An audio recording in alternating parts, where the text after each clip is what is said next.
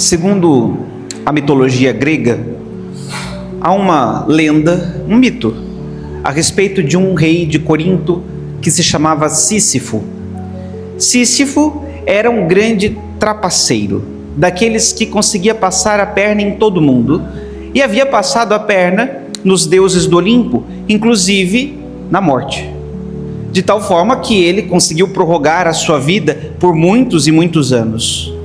Acontece que em um momento, como todo trapaceiro, ele foi pego. Os deuses conseguiram capturá-lo e não lhe deram como castigo a morte, porque seria muito bom para Sísifo. Já havia vivido demais. Se ele morresse, bom, que coisa boa. Não, você viverá eternamente. E agora vai viver numa condição específica, que é a de castigado. Há aqui um grande monte, uma montanha alta, íngreme, a subida sim, sabe, quase a 90 graus. E essa grande pedra redonda aqui no pé do monte, você tem que rolar essa pedra por cima do monte e chegar com ela lá em cima. Esse é seu castigo. Contudo, todas as vezes que ele começava a empurrar a pedra, quando chegava a uma certa altura, a pedra rolava de volta. De novo. A pedra rolava de volta. Subia mais uma vez, a pedra rolava de volta. E assim, ele foi condenado a passar a eternidade, fazendo este serviço. Por que eu estou contando essa história? Porque, bom, todos nós aqui consideramos um castigo um serviço inútil como esse. Todos nós aqui teríamos a mesma impressão de que, pobre coitado de Sísifo, era melhor que tivesse morrido, não é? Pois é, um castigo que talvez não seria tão doído, tão sofrido quanto esse. Porque isso é desperdiçar energias, é fazer coisas em vão. E nenhum de nós aqui gosta de fazer coisas em vão. Nenhum de nós aqui gosta de desperdiçar energia. Pois é, este é só uma historinha para que nós entendamos o que é que Jesus estava fazendo no Evangelho de hoje. Vejam, depois que João Batista foi preso, Jesus deixou Nazaré e foi morar em Cafarnaum. E em Cafarnaum, no território da Galileia, Jesus iria exercer o seu ministério, fazer a sua pregação. Só que a Galileia era considerado um território onde as pessoas já quase não fazem parte do povo de Israel. Eram vistos como povo perdido, pessoas que não tinham salvação alguma, porque está situada no extremo norte do território, faz fronteira com outros países, com outros povos, e os galileus incorporavam então práticas religiosas das outras nações à sua religião. Todos os habitantes de Jerusalém, do restante da terra de Israel, olhavam para os galileus como caso perdido, porque vejam, feriu o orgulho da nação. Deus nos escolheu, Ele olhou para nós e formou um povo. A partir de nós, Ele revelou tudo quanto os homens precisam para serem salvos. Não estou falando aqui dos maus judeus, dos bons, aqueles que eram zelosos, olhavam para a lei, olhavam para a Torá, olhavam para aquilo que Deus havia revelado para eles. Claro, reconheciam o seu passado de infidelidade enquanto nação e viam na Galileia uma repetição daquilo que aconteceu, por exemplo, antes do exílio da Babilônia, onde o povo de Israel havia se envolvido com deuses falsos. Olhavam para aquilo e talvez pensavam: poxa, será que nós, os israelitas, o povo de Deus, a nação santa que o Senhor formou, não está sendo castigada por conta da infidelidade desses nossos irmãos? A Galileia era vista como um lugar perdido. Se pudessem separar, separavam. Mas havia Deus estabelecido qual era o território. Não podiam simplesmente dizer assim: não, vocês vão embora, daqui para baixo continua a terra de Israel, daqui para cima vamos separar. Não era simples assim. Os judeus que eram zelosos, fiéis à lei, olhavam para os galileus com repulsa. E nada mudaria. Não havia nada que pudesse ser feito para mudar aquela condição, porque já estavam há quantos e quantos anos metidos nas mesmas coisas. Uma ofensa grave. Imagine, dentre todos os povos da terra que Deus poderia escolher, Ele escolheu a nós. E ainda assim, diante dessa eleição e diante dessa escolha, desse chamado, admitir idolatria no meio de nós, práticas contrárias à lei de Deus. Então, enviar um profeta a Galileia era como ser condenado igual Sísifo, rolar uma pedra acima e esperar que a pedra despenque para depois eu ter que rolar de novo, desperdiçar energias, trabalhar em vão. Era isso. Por isso ninguém dava valor a Galileia. Inclusive, se nós formos assíduos leitores das Sagradas Escrituras, veremos que Jesus sofre preconceito por causa disso, por ter vivido em Nazaré. Quando as pessoas começam a se admirar com a sua pregação, com o seu ministério, perguntam: mas de onde é este homem? De Nazaré, da Galileia. Mas da Galileia pode vir alguma coisa de bom? Por acaso da Galileia saem profetas? Todo mundo se escandalizava quando vinha alguma coisa boa da Galileia, porque era isso que acontecia no tempo de Jesus. Mas mesmo assim, Jesus resolve estabelecer o centro do seu ministério em Cafarnaum, cidade da Galileia. E ali Jesus realiza a maior parte dos seus milagres. Grande quantidade da pregação de Jesus foi realizada ali, nesse território. Jesus se estabelece lá. O mais lógico seria que ele descesse até Jerusalém, que era a capital do reino de Israel, onde estavam as pessoas que comandavam a religião, pessoas que seriam escutadas, seriam ouvidas quando replicassem as suas palavras, e assim realizasse os seus milagres para provar diante dos comandantes da religião, dos comandantes do território, que ele era o Messias. Mas não, Jesus faz isso tudo nesse lugar desprezível, nesse lugar longe, nesse lugar que não valia nada. E vejam que coisa surpreendente.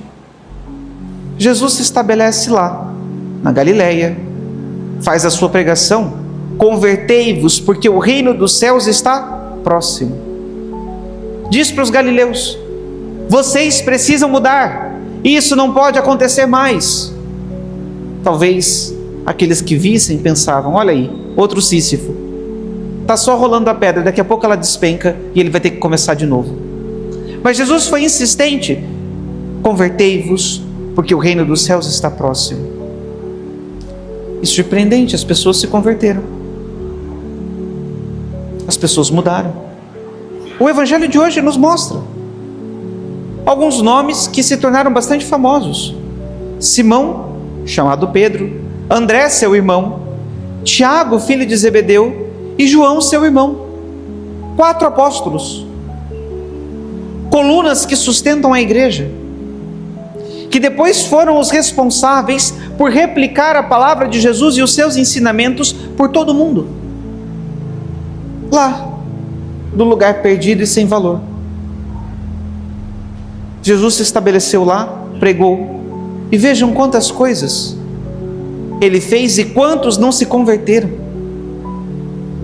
Nas pregações que Jesus realizou na Galileia, eram multidões. No Evangelho de São Marcos, nós ouvimos durante essa semana passada, se eu não me engano, aquele relato de que Jesus estava em casa, em Cafarnaum, e eram tantas pessoas, que para chegar até Jesus, um paralítico teve que ter a casa destelhada, destelharam a casa de Jesus e o desceram pelo telhado, de tanta gente que estava lá. Ai, mas é caso perdido. Ah, mas não vale nada. Ah, mas não tem o que fazer.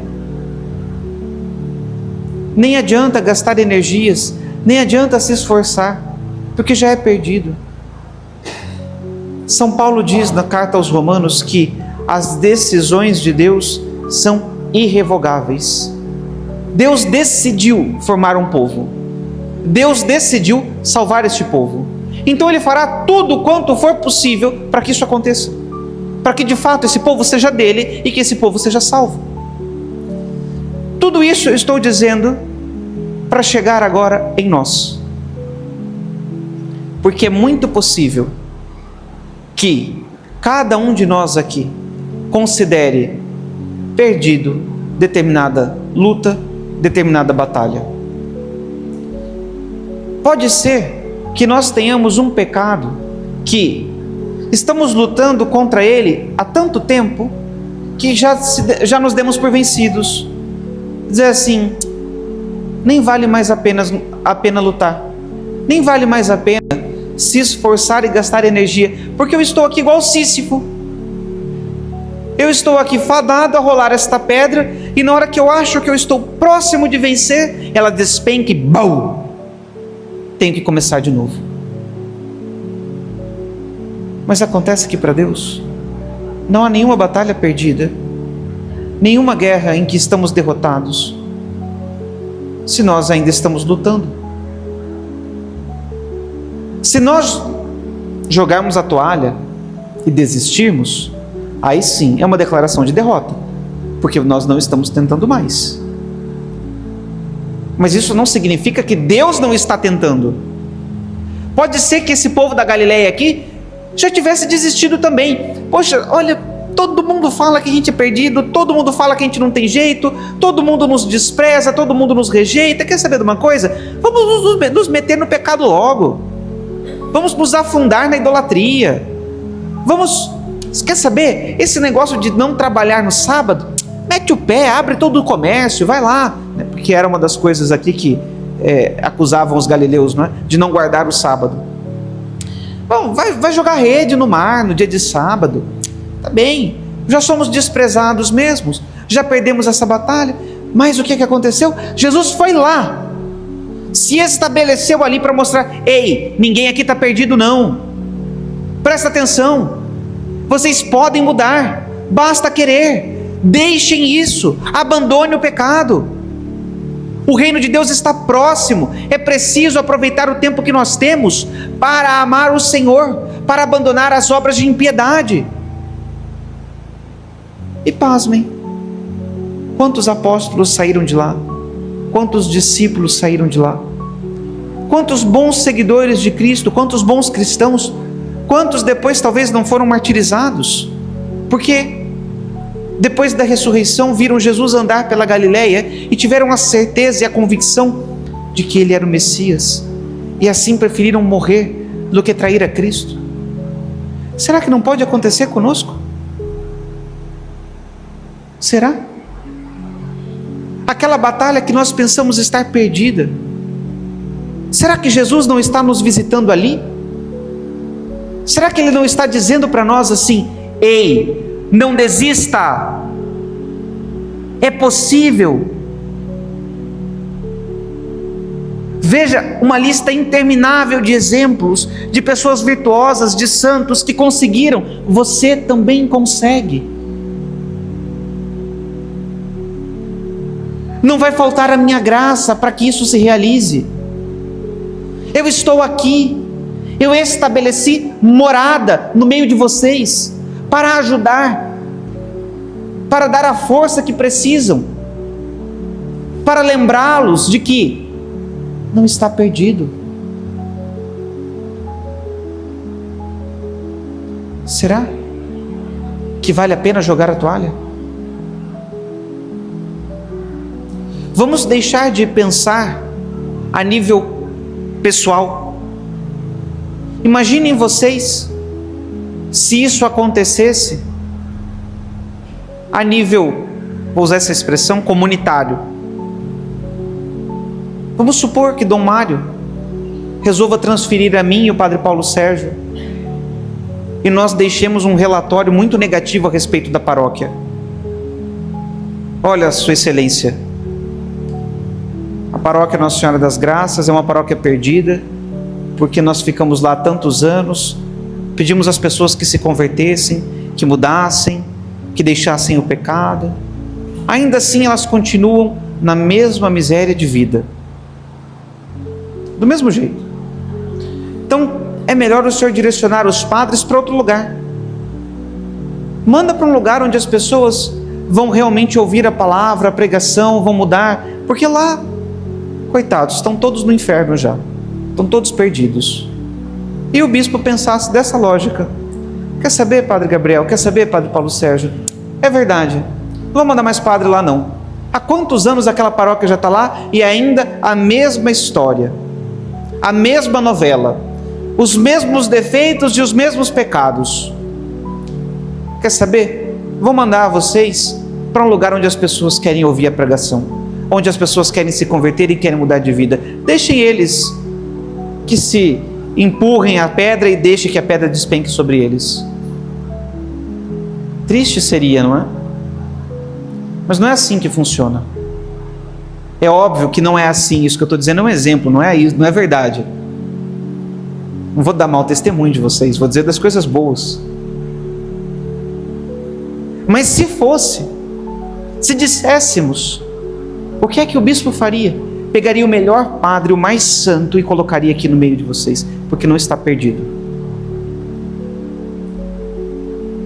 Não está perdido. Se tivéssemos um Padre Pio, é para lá que nós mandaríamos o Padre Pio, para o lugar mais difícil, mais sem conversão, mais obstinado no pecado, porque nós trabalhamos com a lógica de Deus, e para Deus não há batalha perdida enquanto houver vontade de lutar. Por isso, meus queridos irmãos e irmãs, eu gostaria de hoje pedir a vocês que pensem das batalhas que talvez vocês já tenham desistido, nas lutas que vocês já jogaram a toalha,